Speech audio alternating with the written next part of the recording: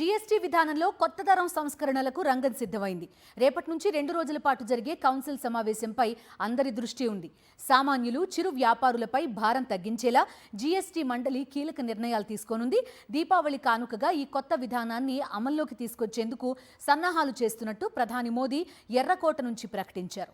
జీఎస్టీలో కీలక సంస్కరణలకు రంగం సిద్ధం. బుధ గురువారాల్లో జీఎస్టీ కౌన్సిల్ సమావేశం. పన్ను స్లాబుల కుదింపుపై చర్చించి తుది నిర్ణయం.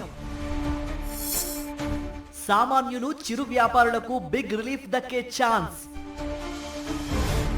వస్తు సేవల పన్ను విధానంలో కీలక సంస్కరణలే అజెండాగా జీఎస్టీ కౌన్సిల్ సమావేశం కానుంది. బుధ గురువారాల్లో 2 రోజుల పాటు జరిగే ఈ సమావేశాల్లో పన్ను స్లాబుల కుదింపు జీఎస్టీ మండలి చర్చించి నిర్ణయం తీసుకోనుంది. ప్రస్తుత విధానంలో 4 పన్ను స్లాబులుండగా ఇకపై 2 స్లాబులు 5%, 18% మాత్రమే ఉంటాయి. ప్రస్తుతం 12% స్లాబులో ఉన్న 99% వస్తువులు 5% పన్ను శ్రేణిలోకి వెళ్లనున్నాయి.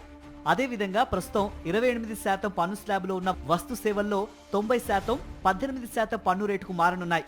ఈ కొత్త విధానంతో జౌలి, ఎరువులు, పునరుత్పాదక విద్యుత్తు, ఆటోమోటివ్, హస్తకళలు, వ్యవసాయం, వైద్యం, బీమా రంగాలకు లాభం చేకూరనుంది. కూరగాయలు, పండ్లు, కొన్ని రకాల తిండి గింజలతో పాటు డైరీ ఉత్పత్తులను పూర్తిగా జీఎస్టీ నుంచి మినహాయిస్తారని తెలుస్తోంది. అలాగే విద్యను కూడా జీరో ట్యాక్స్ కేటగిరీలో చేరుస్తారని ఆర్థిక నిపుణులు అంచనా వేస్తున్నారు. బీమాపై జీఎస్టీని 18% నుంచి 5%కి లేదా 0కు తగ్గించే అవకాశం ఉంది. అన్ని రకాల మందులపై జీఎస్టీని 5%కి తగ్గించాలని ప్రతిపాదించారు. 30 రకాల క్యాన్సర్ మందులు, అరుదైన వ్యాధుల ఔషధాలు పూర్తిగా ట్యాక్స్ ఫ్రీ కానున్నాయి. జీఎస్టీ సంస్కరణలతో కార్లు, బైకుల ధరలు భారీగా తగ్గే ఛాన్స్ ఉంది. ప్రస్తుతం సాంప్రదాయ వాహన రంగం అత్యధిక పన్ను రేటు 28% స్లాబులో ఉంది. సంస్కరణలో భాగంగా అన్ని వాహనాలు 18% స్లాబులోకి రావడం వల్ల కార్ల ధరలు తగ్గి విక్రయాలు పెరగనున్నాయి.